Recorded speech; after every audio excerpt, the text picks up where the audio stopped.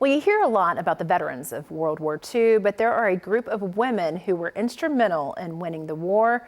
Rosie the Riveters. The Tennessee chapter of the American Rosie the Riveter Association is working to preserve the history and legacy of those women. Sylvia Castaneda says that's why this nonprofit and the women they represent are this month's Hometown Heroes, presented by Nashville Subaru. Happy birthday, dear Lee. Lee Walker of Dixon is celebrating her 98th birthday at Trevecca Nazarene University with 96-year-old Thelma Bryant of Clarksville and new friend 100-year-old Mary Canterbury of Franklin. These ladies share an amazing bond. All three stepped up during World War II to join the movement of women taking over men's critical manufacturing jobs to jobs as pilots ferrying planes. These ladies became known as Rosie the Riveters. Everybody did their part. With the men gone, these women had to step up. And it was very crucial. Without them, we wouldn't have won the war. Laura Ranta's mission as the Tennessee State Director of the American Rosie the Riveter Association is to make sure these courageous women are not forgotten. You're always going to have veterans in military. With the Rosies, when they're gone, they're gone. So that's why we're trying to honor them as much as we can. Chokes me up every time we find a new Rosie and we can honor her and get her story. They're hungry to find other ladies that went through the same thing that they went through. Some of the Rosie jobs were dangerous. Some of these ladies worked in munitions plants. I went and toured a plant in Iowa a few years back, and they put the ladies down in the pits where they would test the munitions, because if something went wrong and they exploded, they were losing a woman, not a man. These women were brave, very brave. We did not know what we were doing, but we knew that we were losing the war and that we had to do something. Mary ended up at Oak Ridge on a top-secret project that held its own danger. They were working with a powder that was very cancerous, and it was radioactive.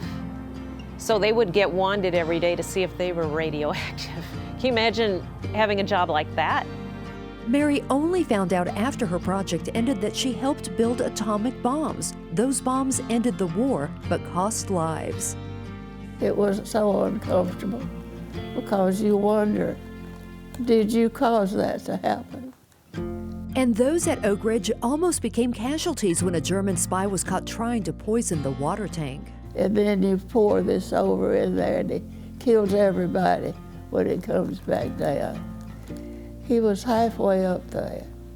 6 days a week we worked in the shipyard, welding ships. Lee started building warships at 16. She was proud of her welding. If it didn't look right, they'd come back and chisel it out, and then you had to do it over. They didn't have to chisel anything out. So, to tell you today, I think I could still do it again. Everybody was just patriotic and supporting the war and everything. Thelma was a teenage riveter in Mobile, Alabama, working to build ships alongside her mother and father. The family was put up in a trailer to be able to stay together. Well, we just had a good time. Everybody was good to each other and treated each other good and respected what we were doing. For Ranta, preserving these Rosie stories is also personal. My mom was a Rosie. She graduated at 18. My mom was a riveter bucker on B-26s and B-29s. I still am proud of my mom for doing what she did. In fact, Rosies were honored with the highest civilian honor from Congress this summer in Washington, D.C., the Congressional Gold Medal, 8 decades after their historic dedication on the home front. Our Middle Tennessee Rosies are medal recipients. I think it's great. I think we deserved it. We thought we did. Well, it feels real good. Also this summer, First Lady of Tennessee Maria Lee spoke to the American Rosie the Riveter Association's National Convention in Nashville. The First Lady's initiative, Tennessee Serves, is all about serving one another and their communities, so meeting these brave Rosies was something close to her heart. It's an honor to be able to just even think back on these ladies and what they did, 80 years ago, and their can-do spirit to honor these ladies here in our own state and in this chapter of the Rosie the Riveter here in Tennessee.